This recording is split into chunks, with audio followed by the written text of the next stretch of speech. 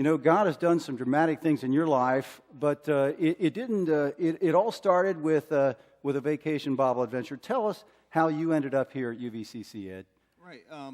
My mother-in-law, Francie Nixon, she asked us one year if she could bring the kids to VBA, and I remember going to Vacation Bible School as a kid, and so I thought the kids would enjoy it, and my daughter really enjoyed it, and then afterwards we came to the VBA Sunday afterwards where we had the carnival and the service, and we really liked it. It was kind of different, so then we decided to come back. It was kind of different. So you guys were all different, okay. So you chose to come back. Did you experience church as a kid the way your kids have gotten to experience church? Actually, growing up, my mom took us to church, and it was one of those churches that felt like every Sunday that I was getting yelled at, and everything focused on fire and brimstone and what you were doing wrong, and nobody wants to go get yelled at every week. So once I grew up and was out on my own, I didn't go back to church. I didn't want to spend Sunday mornings getting yelled at and being told that I'm doing wrong. All right, so these guys were different in a good way then, and you chose to keep coming back. Why is that? Well, one of the first things that we noticed is when we came here was that everyone seemed to welcome us with open arms, and it was almost like we met people that, or once we met people, it felt like we've known them our entire lives, that everyone just was so nice to us. All right, and you, as you continue to come back, you really started to learn more about who Christ was, and it began to change some things for you. What did you learn?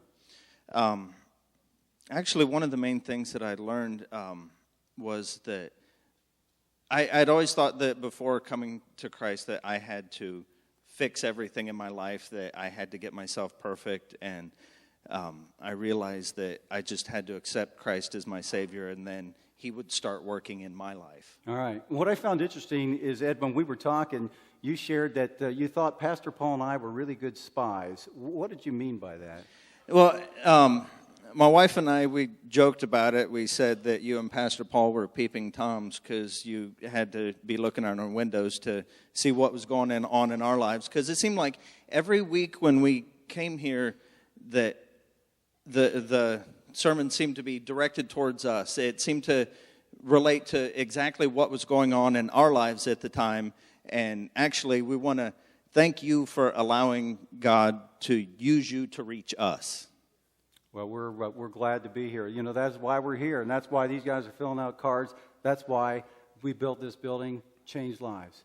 And that's a celebration. You're part of our celebration today.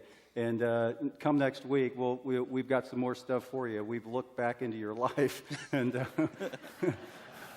no, I just need to learn to keep the curtains closed. Yeah. Okay. Oh boy. Hey, moving right along. You accepted Christ somewhere along in this journey, and you were baptized. Tell us what happened there. Right. Actually, it was one of the services. I don't remember exactly the date or exactly the time. But I remember it was one of the services in the old sanctuary that's the gym now that I don't even remember if it was you or Paul preaching, but you asked everyone to bow their heads, and if anyone was willing to accept Christ as their Savior, to raise their hand. And I remember raising my hand and making that commitment. All right, and so you made that commitment. Christ is moving you along in this journey. Has it been easy since then? Has it just all fallen into place? No. Even though I accepted Him as my Savior, I was still trying to do things myself. I was still drinking regularly. I hate to admit this, but there were a few times that I actually came to church on Sunday with a hangover. We still weren't doing so good with our finances. I started working a second job. You would think that maybe I'd put two and two together. Hey, quit spending money on alcohol, and you might not need to work a second job. And sometimes the math just doesn't add up. Exactly. Kind of gets a little clouded. All right. And so you accept Christ, but you're still drinking, and it's really got a hold on you, and yet something changes all that. What is that? Actually, at Memorial Day 2011, we went to a cookout at my mom's house, and the whole time I was there, the only thing that was in the back of my mind was I wanted to leave because I had beer in the fridge. And then when we did get home, I just had this overwhelming feeling that, hey, you've let this take too much of a control over your life. You don't need this.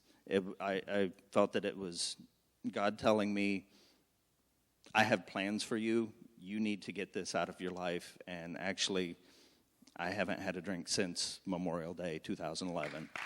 Amen. Amen. You know, when we were talking before about your story, you shared that you felt like you had to take that step before God would allow you to move forward in your life. What has happened since that time, since you gave that over to Him, and He's taken that away from you? What's He done since? Well, actually, I've noticed that it's a lot easier to get up in the mornings, and when you go to work, have a lot better attitude when I'm not hungover or nauseous or headache, and I got given the opportunity to become a team leader over second shift, so get into a management position. Then the plant manager we had at the time brought up to me that, hey, our work has a tuition reimbursement program. So last year I enrolled at Sinclair Community College taking business management. I've been going there for a year and actually have a 3.85 GPA. Wow, that's very impressive. Still with working full time. Yeah.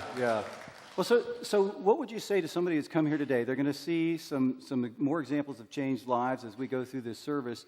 And yet, what would you say to them about your story? Can your story be their story?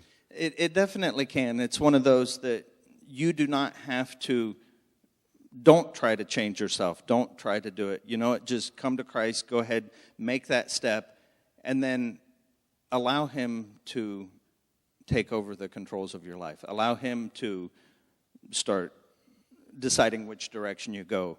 You can't do it on your own. I've learned that when I try to do things on my own, that it doesn't always work out the way that it should. Yeah, and God has blessed you. You have a new life song. Would you just tell Ed how much we appreciate his courage and to share his story here this morning?